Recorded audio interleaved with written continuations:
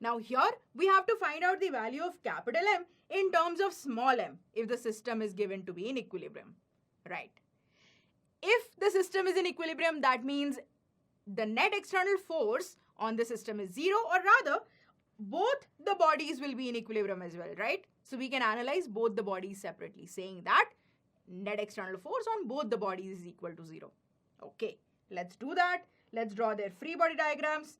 And if I look at the small m, right? Well, first of all, let's denote tensions in the strings, right? So here I will say in this string tension is T. So this is one big string. In an ideal string, no matter how long that is, tension in a string everywhere is the same. So tension is T here, tension is T here, same string going on, tension is T here as well, right? Here I can say tension is T dash. So I can say that, well, for free body diagram of small m, I have mass small m, so the gravitational force will be small mg and upward tension will be T dash. And since it is in equilibrium, mg is equal to T dash, right? This is one equation that I get. What else do I have? Well, look at the bigger block now, yeah, capital M. Here as well, gravitational force mg and one tension here, another tension here, right? So we have got one tension T, another tension T, 2T net upward force and downward mg. So mg downward force should cancel out the upward force, which is equal to 2T. Okay, another equation that I got. Now, looking at the pulley, what can I say? Well, net force on a pulley is 0 always, right? So upward force should balance out the downward force. What do I have? Upward force, we have Tt each tensions, and downwards we have T dash, right? That means 2T is equal to T dash. This is the third relation that we got. Using these, let's see what we get. Yeah, T dash is 2T. I can say here 2T is mg and T dash, which is 2T, is also equal to small mg, right? That means capital M is equal to small m. Okay. We wanted to find out capital M in terms of small m. Yes, we got it. Capital M is equal to small m. Option number B is the correct answer. Now in this question, there's a figure given and we have to find out the tension at the midpoint of the rope of mass 2 kg. Connecting the masses 3 kg and 5 kg. Alright. So basically we have a rope with a mass here. Yeah. And we have to find tension at the midpoint here at point B. Now see, whenever we have rope with a mass, we want to find tension anywhere on that rope. What do? Make an imaginary cut there and treat the two parts as two different blocks. That's it, right? Okay. So here as well, we're going to do the same thing. If I cut the rope over here, make an imaginary cut, then I can say that here 3 plus half of rope is 1. So 4 kg acts like one block and 1 plus 5 gives me 6 kgs over here acts like another block, right? Okay. And the whole system reduces to this scenario. 4 kg, 1 block, ideal string in the middle, imaginary ideal string that I have put here. Tension in this imaginary ideal string will be the tension at this midpoint where I made the cut. Okay? Alright. This is 6 kgs and this is 30 Newton external force. That's it. This is the situation now. So, first things first, I want to find tension at the midpoint, tension at this particular point. So, what do? First of all, find out the acceleration, right? For that, we can take the whole thing as one system and say that for this 3 plus 2 plus 5 kg, that is 10 kg total mass, and the only pulling force here is F equal to 30 Newton, right? Okay. So the only force that is pulling is 30 Newton, and so acceleration will be equal to net pulling force divided by total mass. Okay?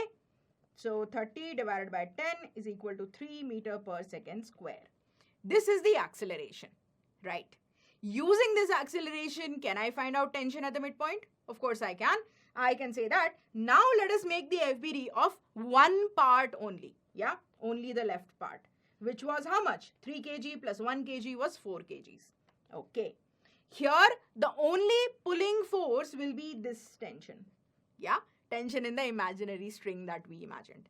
So, here we will say that this tension is the only pulling force. Acceleration here is also equal to 3 meter per second square, right? We just calculated it. And so we will say that T is equal to mass into acceleration, which is 3 plus 1, 4 into acceleration, which is 3, 12 Newton. That's it. So tension at the midpoint will be equal to 12 Newton. Let's go to the options. Option number C is the correct answer here. Now in this question, we have to find out the ratio of tensions T1 to T2 for this figure. Let's see. We've got 4 blocks here. Yeah, let's name them A, B, C and D.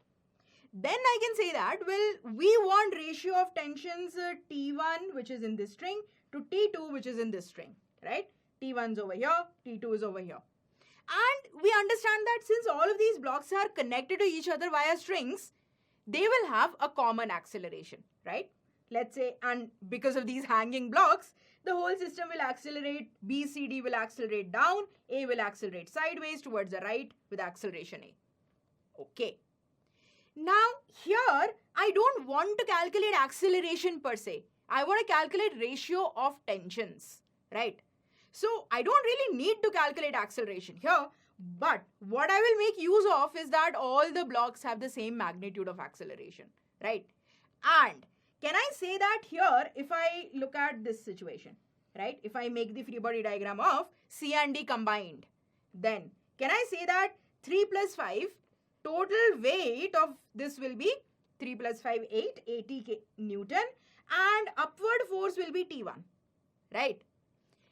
And acceleration is A. Now, T1 is what I want in terms of A, and I can calculate that using here, right? I can say that 80 minus T1 is equal to 8A. That means T1 is equal to 80 minus 8A, right? Okay. This gives me 8 times 10 minus A. All right. This is T1. Now, can I do the same thing or a very similar thing and find out T2 in terms of A? Of course I can. Instead of taking C and D combined, I'll just take D. Because in the free body diagram of D, I will get T2. So that I'll be able to write T2 in the equation. Okay? Alright. Let's do that. Let us draw a free body diagram of only block D. That gives me what? 50 Newton vertically downwards, mg, right? And upward force is T1. Acceleration is A. That's a common acceleration. And so I'll be able to write, well, 50 minus T2, sorry, not T1, T2. 50 minus T2 is equal to mass into acceleration, which is 5 into acceleration, right? Okay, all well and good. Now I can write T2 in terms of A, and I can write it as 5 times 10 minus A. All right, this is equation number 2. And now, using both the equations, see, the first equation what I got was T1 is equal to 8 times 10 minus A. This is equation number 1. And if I divide one with the other, I'm going to get A term, the term containing acceleration, get cancelled out, right? See, if I say equation number 1 divided by equation number 2, what do I get? T1 upon T2 is equal to 8 by 5. The 10 minus A term gets cancelled out in both the terms, numerator and denominator. So, the ratio is 8:5. Let's look at the options here. I can see option number A is the correct answer.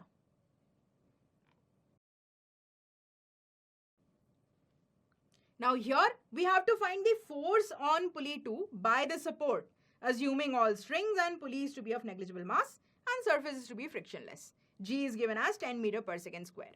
So effectively, these are all ideal conditions. This is pulley 2, and yes, see, this is the support. We have to find out the force applied by the support on the pulley. F is equal to how much? All right, let's see.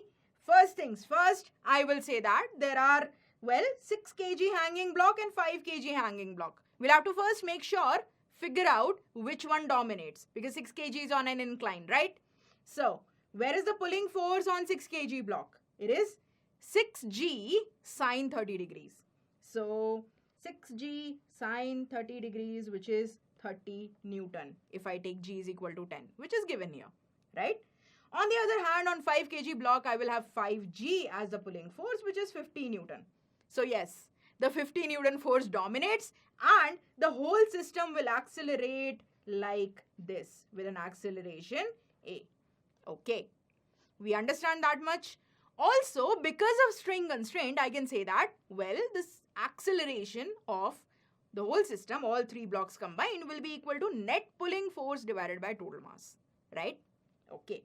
So acceleration, I can say A is equal to net pulling force, that is force that is pulling minus the opposing force divided by total mass. What is the pulling force? 50 Newton minus opposing force 30 Newton divided by total mass, which is 6 plus 9 plus 5, 20 kgs. Okay. So how much does acceleration come out? Acceleration comes out as 50 minus 30, which is 20 divided by 20 as 1 meter per second square. Okay. We got the acceleration, and now what do we have to find out? We have to find out force on pulley 2, right? Applied by the support. So this is the support and this is how the force gets applied. So now I need to find out tension in this string as well, right? Then only I can draw the free body diagram of the pulley. Yeah? Okay. So for tension in the string, how do I find that? Well, I can draw free body diagram of C, right?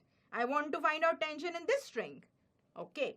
Let's call this tension as T1, and then I can say that acceleration is vertically downwards, A is equal to 1 meter per second square, and forces will be gravitational force, 50 Newton vertically downwards, and upwards T1. That's it. Let's write Newton's second law equation. I get 50 minus T1 is equal to mass, which is 5, into A, which is 1. Right? Okay.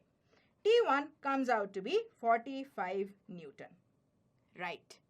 Now we have the value of T1, and now let's look at free body diagram of the pulley 2, on which we have to find out the force on pulley 2 by the support, right?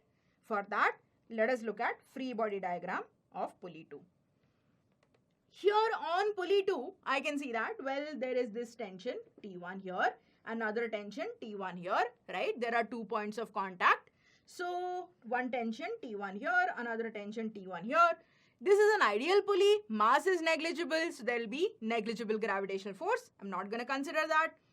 And since this is an ideal pulley, net force on the pulley is 0, right? And also it is not accelerating as well. So I can say that force applied by the support F must balance out these two forces, right? Now resultant of these two tensions will be at 45 degrees at the angle bisector, it will be T1 root 2, right? And so these two should balance each other out, right? Then only net force on the pulley will be equal to 0. Okay. F is equal to T1 root 2, which is equal to 45. T1 was 45, we calculated. So 45 root 2 Newton. There we go. Force applied by the support on the pulley 2 will be 45 root 2 Newton. Let's go. Option number C is the correct answer. Now here in this question, this is the figure given and the pulley is constrained to move only along the incline. That's given. So this particular movable pulley can move only along the incline. What is the minimum value of F needed so that the block begins to move upward with on frictionless inclined plane as shown? Alright. So basically the block of mass M will have a tendency to go down the incline because of sine theta component of gravitational force, right? mg sine theta. You know that already. Now you need to apply certain force F which will create a tension in the string equal to F itself so that you end up, well, the block moves up instead, right? Or just starts to move up instead. So effectively right now we're looking at just balanced forces, right? Let's do that. If I say we're applying force F here, then the tension in this particular string becomes equal to F everywhere, okay? And now when I look at the free body diagram, I will say that, well, F over here, another F over here, this angle is theta and this is mg sine 30 degrees, right? Or mg sine theta itself, yeah, mg sine theta. Now, and these two angles are given to be equal, theta. Now, one thing is there, I am right now only looking at forces along the incline because I want to make sure that forces along the incline are just balanced, or force up the incline is just bigger than force down the incline. Alright? I'm not interested in forces perpendicular to the incline. So, here as well I will say this F will have two components, one perpendicular, one along. I am interested only in the along component. So, I will say this is the along component and F cos theta, right? And now I have to say net force, force up the incline should be just bigger than force down the incline. Okay, so F plus F cos theta should be just bigger than mg sin theta, or since we're talking about just bigger, we can actually say that approximately equal, and this will give me the value of force required, right? For minimum force, we're talking just becoming equal, or just a little bit more than that. Okay. Here, can I say that F is equal to mg sin theta divided by 1 plus cos theta, right? So this is minimum force required. Now, if I look at my options, here you have these options, right? See, the options are in terms of theta by 2. And one option is there, mg sin theta upon 1 plus sin theta. We got 1 plus cos theta in the denominator. So what do? Just do a little bit of trig manipulations. That's all. Okay. Let's go. Let's see. F came out mg sin theta upon 1 plus cos theta. And here I'm going to write F is equal to mg sin theta upon 1 plus cos theta. And now sin theta in terms of theta by 2. How do you write? Yes, 2 sin theta by 2 cos theta by 2. So numerator I can write it as F is equal to 2 mg sin theta by 2 cos theta by 2. Denominator I can write it as 1 plus cos theta is 2 cos square theta by 2. So 2 cos square theta by 2. Right. 1 cos theta by 2 gets cancelled out and 2 gets cancelled out. I am left with F is equal to mg times sin theta by 2 upon cos theta by 2, which is tan theta by 2. Right. So mg tan theta by 2 will be the minimum force required so that the block starts going up the incline now. Okay. Option number A is the correct answer.